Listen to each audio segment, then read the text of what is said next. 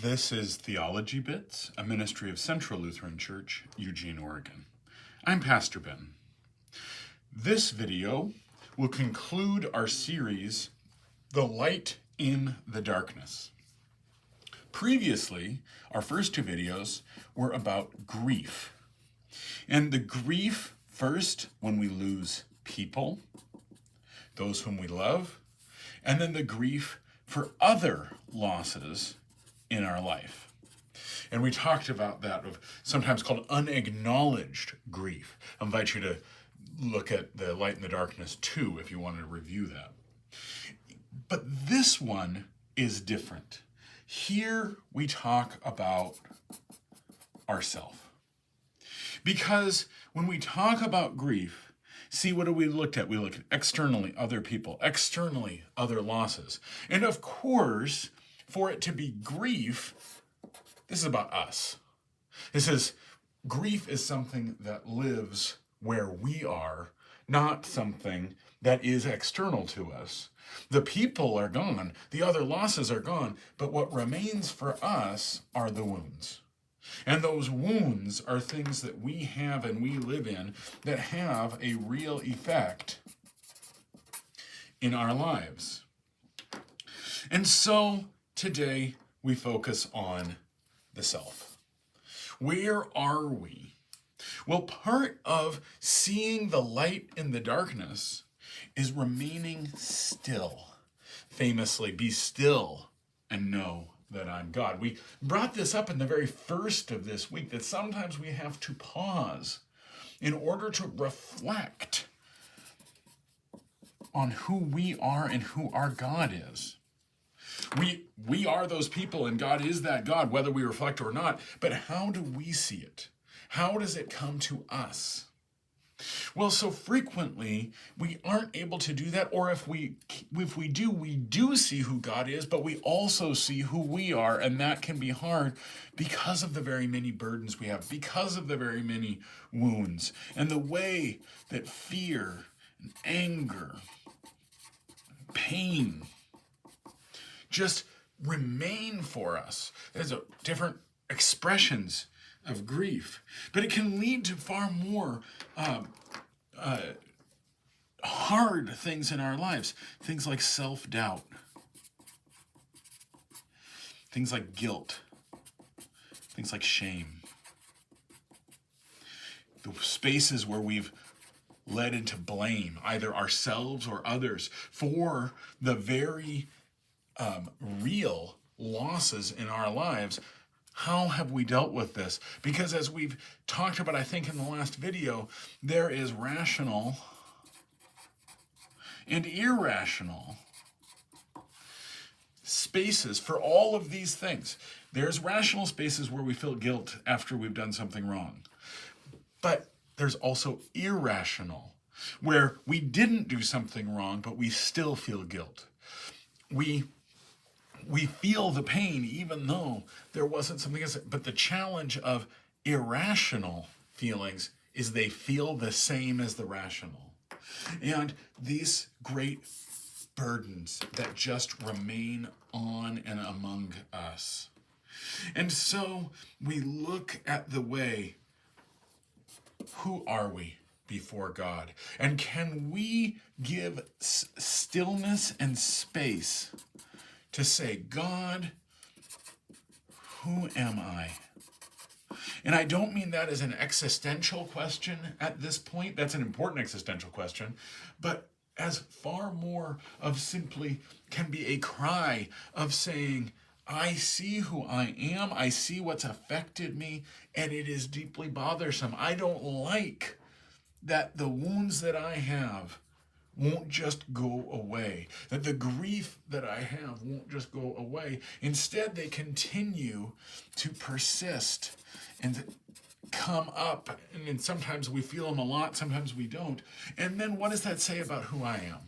What does that say about my character? And then there's this question of value that can come up.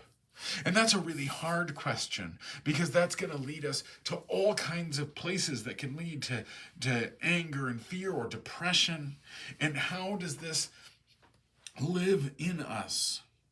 And that's the hard part of, so be still and know that I'm God. Well, if I'm still, what else do I see? What else am I reminded of? Yet, we need that place. Because if we don't do that, all of that stuff is still there, but we're just not naming it. We're not acknowledging it. Because if we can name it and acknowledge it and ask that question, then we can start to seek wellness. In this series, we're talking about this as the light that's in the darkness. The light no darkness can overcome. And so let's theologically think about this. Everything I've said so far has nothing theologically to do about it particularly. But what is this light of Christ in our lives? Not as a vague thing for the whole world, but for our particular lives. Us, the people with the loss, the people with the grief. Well, one thing, this is a theological term, so it's in Latin, that Martin Luther liked to say, our righteousness comes from outside of us, extra nos, that's what that means, outside of us. That is to say that the light of Christ is not dependent on my feeling of my value. A very important lesson for those moments when I don't feel like I have much value. When I see we are sinful, broken people, and I like to put those together. Sinful spaces where we've done things wrong and broken spaces where others have done wrong things to us. It's not just us, it's the whole cosmos that's broken. And we experience that very poignantly. But that, the value we have, our righteousness, is not from ourselves. In fact, Luther called it an alien righteousness. That what we have comes from Christ. The way that light comes to us and enters into us is so that this gift that comes to us is specifically not based on how I'm feeling about it, but instead is something that can affect who I am. And I can recognize that it is not what I can come up with myself, it's what Christ has come and brought into my life. And so there you have an affirmation of self. The concept of self, by the way, is not really a biblical concept. They didn't think about that. But this idea of there is something within you that has a lot of value, that there is an image of God within you that God has put within you and has been there this whole time. And it was because it came externally, a righteousness not from ourselves, but from Christ. That's the light of Christ into a broken world.